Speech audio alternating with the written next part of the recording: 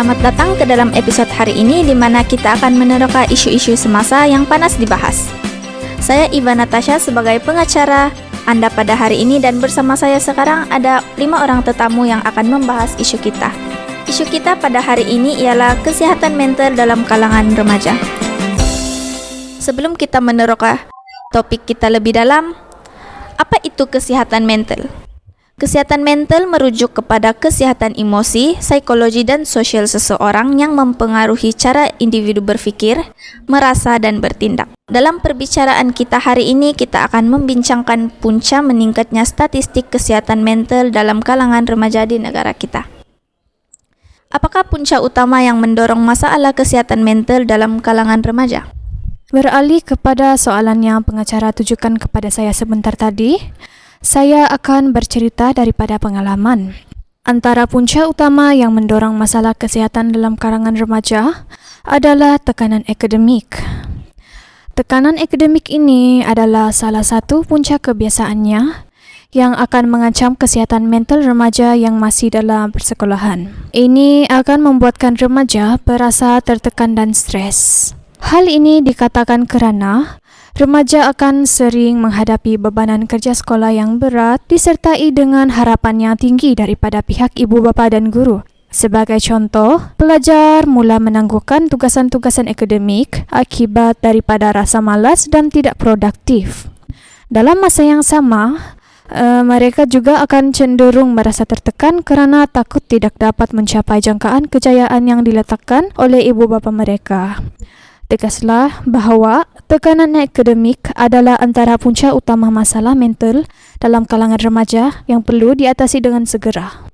Memang tidak dapat dinafikan hal tersebut banyak memberi tekanan kepada para remaja, lagi-lagi kepada remaja yang tidak tahu cara pengurusan emosi dan masa yang baik. Seterusnya, perubahan hormon remaja sumbang peningkatan kesihatan mental. Dapatkah Cik Maizatul terangkan pernyataan tersebut? Pernyataan yang diutarakan oleh Puan Pengacara sebentar tadi memang betul, iaitu perubahan hormon remaja menjadi salah satu aspek yang menyebabkan kesihatan mental para remaja terganggu. Perubahan hormon yang saya maksudkan di sini merujuk kepada pelbagai keadaan. Contohnya, sindrom pramenstruasi yang memang akan dilalui oleh remaja perempuan. Jika tiada sokongan daripada keluarga dari awal, ia sememangnya akan mengganggu kesihatan mental remaja dalam masa yang panjang. Hal ini kerana menurut pakar neurologi, hormon seperti estrogen dan progesteron sangat memainkan peranan penting untuk mengawal suasana hati. Oleh itu, perubahan drastis dalam hormon seperti yang saya nyatakan tadi boleh menyebabkan gejala seperti kemurungan dan kebimbangan. Apa pula pendapat Adik Miza tentang faktor kesihatan mental dalam kalangan remaja ini? Pengaruh media sosial merupakan salah satu punca yang meningkatkan statistik jumlah pesakit mental di negara kita. Kesannya, penggunaan media sosial yang tidak bijak dapat meningkatkan tekanan sosial, mempengaruhi imej diri, dan mencetuskan kecemasan serta kemurungan. Hal ini dikatakan demikian kerana sesetengah remaja yang menjadi mangsa mendapat gangguan secara berterusan, penyebaran maklumat dan penghinaan melalui media sosial. Sebagai bukti, Menteri Komunikasi Fahmi Fadzil telah mengesahkan kes seorang pengaruh TikTok yang didakwa bunuh diri selepas mendapat kritikan dan komen-komen yang jahat dari netizen. Jelaslah bahawa pengaruh media sosial merupakan faktor yang signifikan dalam mempengaruhi kesihatan mental secara negatif. Baiklah, kabar angin ada mengatakan bahawa kesihatan mental ada berkaitan dengan genetik atau keturunan. Dari perspektif pakar psikologi, adakah hal tersebut hanyalah sekadar kabar angin atau macam mana? Sebenarnya soalan yang sangat bernas daripada Puan Pengacara.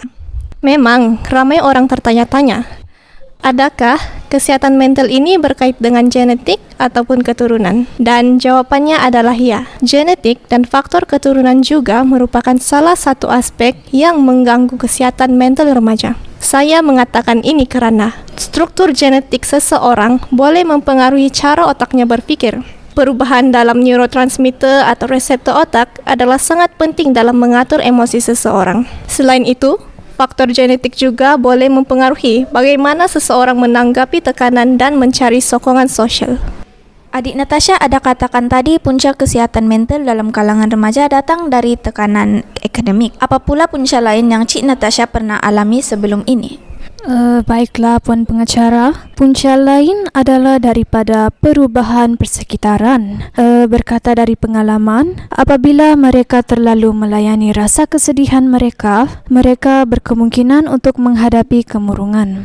Ini adalah salah satu masalah mental yang mudah dihadapi oleh pelajar jika mereka tidak pandai mengurus dan menjaga diri mereka dengan baik. Sebagai contoh, segelintir remaja yang menuntut ilmu di Institut Pengajian Tinggi, terutamanya pelajar yang perlu merantau jauh daripada rumah dan keluarga. Hal ini akan membuatkan remaja berasa sedih kerana berjauhan dari keluarga tercinta. Remaja akan mengalami kesukaran untuk menyesuaikan diri di persekitaran yang baru yang dipenuhi dengan pelbagai cabaran untuk mereka hadapi. Secara keseluruhannya, perubahan persekitaran juga adalah antara punca utama yang berupaya untuk mengganggu kesihatan mental remaja pada masa kini.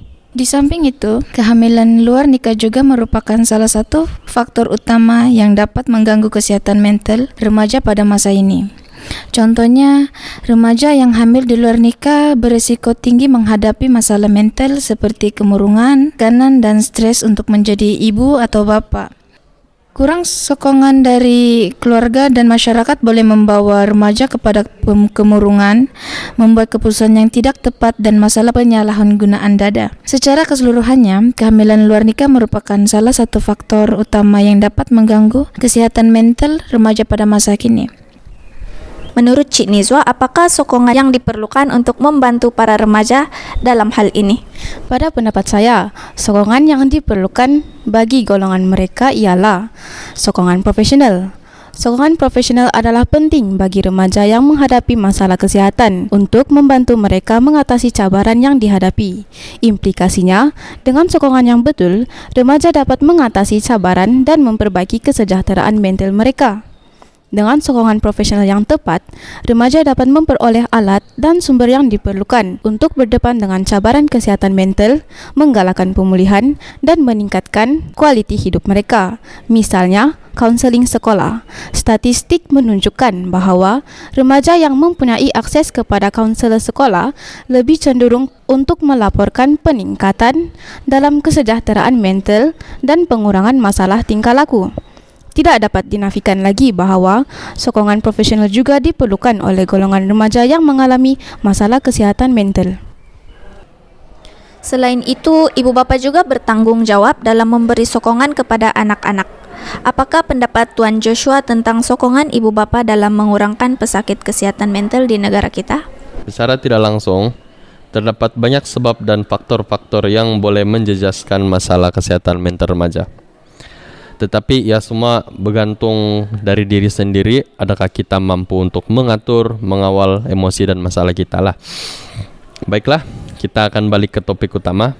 Sokongan ibu bapa secara tidak langsung telah menjadi satu tangga dalam membantu remaja naik dan maju dalam menenggani masalah kesehatan emosi. Ibu bapa haruslah memberi perhatian yang sepenuhnya kepada anak jagaan mereka dengan cara meluangkan masa secara kerap untuk mengelakkan mereka tidak berasa kesorangan diri. Selain itu, ibu bapa juga dapat membantu anak jagaan mereka dalam menyelesaikan masalah besar maupun kecil. Oleh itulah remaja memerlukan sokongan ibu bapa sebagai tanda kasih sayang terhadap mereka. Walau bagaimanapun, remaja sering merasa lebih selesa berkongsi masalah mereka dengan rakan sebaya. Sokongan rakan sebaya amat diperlukan bagi membantu remaja yang menghadapi kesehatan mental. Mereka haruslah mendengar dengan teliti tanpa menghakimi, menawarkan sokongan emosi, membantu meningkatkan keyakinan diri dan menggalakkan aktiviti sosial. Ini semua membantu mengurangkan kesepian dan tekanan sosial yang boleh menyumbang kepada tekanan mental. Baiklah, pihak sekolah juga memainkan peranan yang penting dalam membantu para pelajar yang mengatasi kesihatan mental dengan bijak. Menurut Cik Nizwa, apakah sokongan yang dapat dilakukan oleh pihak sekolah bagi membantu pelajar yang menghadapi kesihatan mental? Sokongan yang dapat dilakukan oleh pihak sekolah bagi membantu pelajar yang menghadapi masalah kesihatan mental ialah pihak sekolah perlu mengadakan pendidikan dan kesedaran kepada pelajar berkaitan dengan kesihatan mental. Contohnya, sekolah mengadakan program pendidikan kesihatan mental bagi menambah ilmu pengetahuan kepada remaja seperti langkah-langkah penyelesaian terbaik yang boleh dilakukan dalam diri remaja ketika menghadapi masalah. Kesannya, kesihatan mental remaja dapat ditingkatkan. Oleh itu, sokongan daripada pihak sekolah memberikan impak yang besar dalam menjamin kesihatan mental dalam kalangan remaja agar seseorang remaja itu bebas daripada penyakit mental. Seterusnya, pihak kerajaan juga berperanan penting dalam memberikan sokongan yang diperlukan bagi mencegah hal ini berlaku. Bolehkah bincangkan sokongan yang dapat pihak kerajaan lakukan untuk membantu mengurangkan statistik jumlah pesakit kesehatan mental ini?